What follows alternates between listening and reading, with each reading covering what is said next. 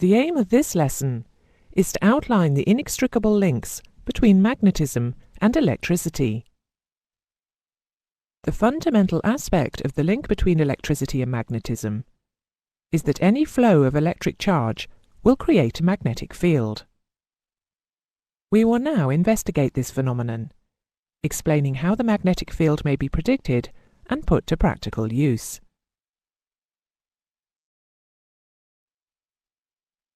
In 1820, a Dane named Hans Christian Ørsted observed that a compass needle was deflected away from its north-south alignment when placed near a wire through which a current was flowing. He saw that the compass needle aligned itself at right angles to the wire. When the current was switched off, the compass needle returned to its north-south alignment.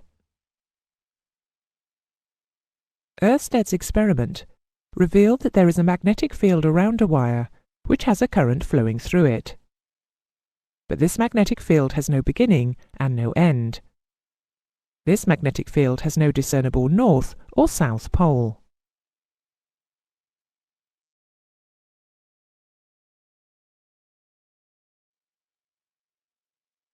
Further experiments show that the magnetic field around a current-carrying wire is always at right angles to the flow of current, and can be described as being in the form of concentric circles.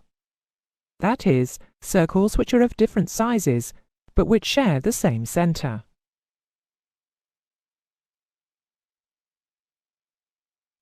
The magnetic field lines always point in a specific direction around the wire, either clockwise or counterclockwise, depending on the direction of the current flow in the wire. A good technique to predict the direction of the magnetic field around a wire is to point the thumb of your right hand along the wire in the direction of the conventional flow of current.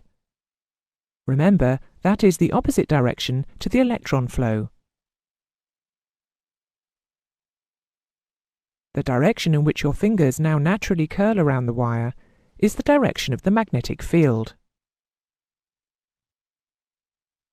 Because of the similarity between this method of determining the direction of the magnetic field and the direction a right-handed corkscrew needs to be turned to screw it in, the method is called the corkscrew rule.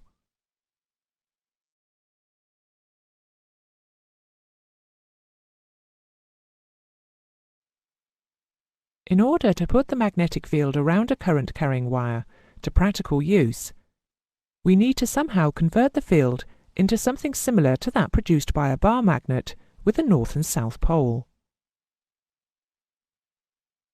If we look in cross-section at two insulated current-carrying wires placed close together, with the current flowing in the same directions, their magnetic fields will combine, as shown here. If, however, we place two insulated current-carrying wires together with the current flowing in opposite directions, their fields will now interact like this. If we combine both of these effects over a number of wires, we will produce a magnetic field very similar to that produced by a bar magnet. This can be done very effectively by forming an insulated wire into a coil. The two ends of the coil will act as magnetic north and south poles. This device is known as an electromagnet or solenoid.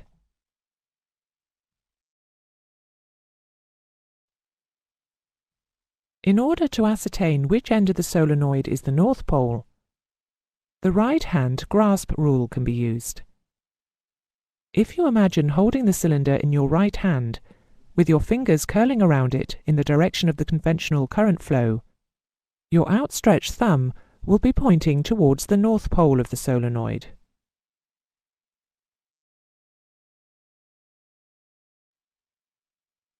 There are a number of factors which affect the strength of the magnetic field produced by a solenoid. We have already seen that magnetism is induced in a magnetically soft iron bar if the iron bar is placed within the magnetic field of a permanent magnet. The magnetic field of a solenoid will also induce magnetism in an iron bar. The electromagnet will be especially strong if the iron bar is placed where the magnetic field of the solenoid is strongest, that is, in the centre of the coil. Here, the iron bar is the core of the coil, forming a very effective electromagnet which will act exactly the same as a bar magnet. However, the electromagnet can be turned on and off at the flick of a switch. When the current is switched off, the temporarily induced magnetism in the soft iron core quickly dissipates, and it stops acting as a magnet. Try turning the current of this electromagnet on and off to see what effect this action has on the micromagnets in the iron core.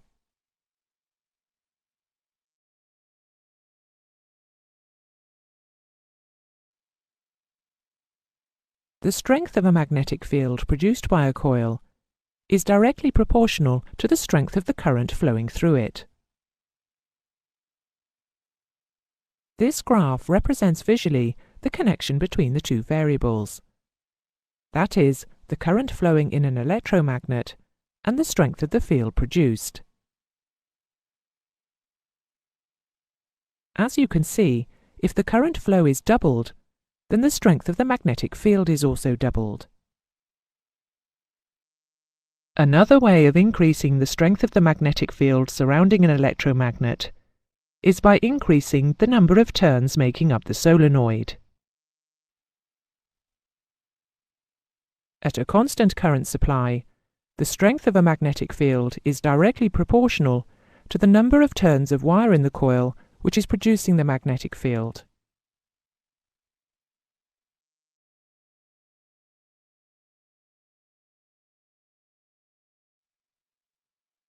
In aircraft electrical systems, the electromagnet is put to practical use in electrical relays. A relay is simply a remotely operated electromagnetic switch. It consists of a coil with a great number of turns of insulated wire, wrapped around a fixed core of soft iron. In this way, a large magnetic force can be created with a relatively small current flow. A soft metal armature is attached to a pair of electrical contacts, which, in our example here, are spring-loaded to the open position. But when current is passed through the coil, the soft metal armature will be attracted to the core and the contacts will close.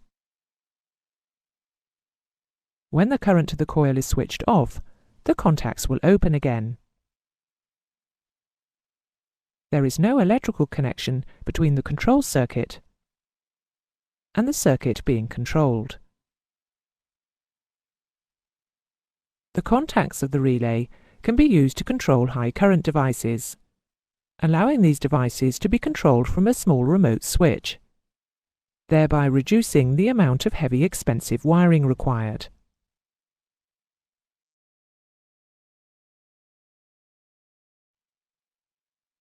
Although any electromagnet can be referred to as a solenoid, the term solenoid has a particular meaning in aviation. In aviation, solenoids are used to open and close electrical contacts in a similar way to a relay, or they may be used to open and close valves in the aircraft hydraulic or fuel systems.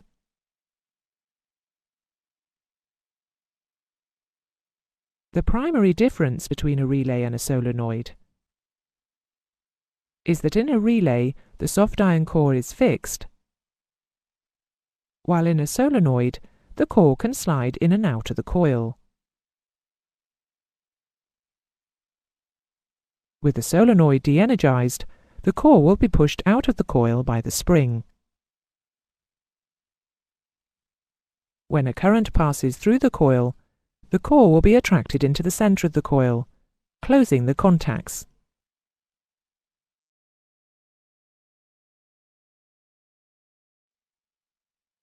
You will recall that the lines of flux between two opposite magnetic poles look like this, and that the magnetic field around a current-carrying conductor looks like this. If the current-carrying conductor is placed between the two opposite magnetic poles, the two sets of magnetic fields will interact. In the area where the fields are running in the same direction, there will be a strengthened magnetic field. And in the area where the fields oppose each other, the field strength will be reduced. This will produce a force trying to move the conductor in the direction of the weakened field. In physics, this force is known as the Lorentz force. The Lorentz force is felt by all charged particles in an electromagnetic field.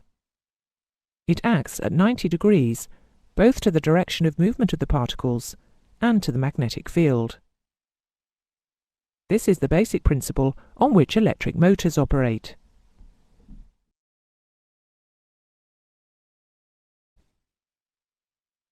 Here is a summary of the important teaching points which have been made in this lesson. Any flow of electric charge will produce a magnetic field. The magnetic field around a wire carrying an electric current takes the form of concentric circles, all centered on the wire. The direction of the field around a wire can be predicted using the corkscrew rule. The magnetic field produced by a coil is similar to that of a bar magnet. The north pole of the coil can be found using the right-hand grasp rule. The strength of a coil's magnetic field can be increased by adding a soft iron core, by increasing the current flowing in it, and by increasing the number of turns on the coil.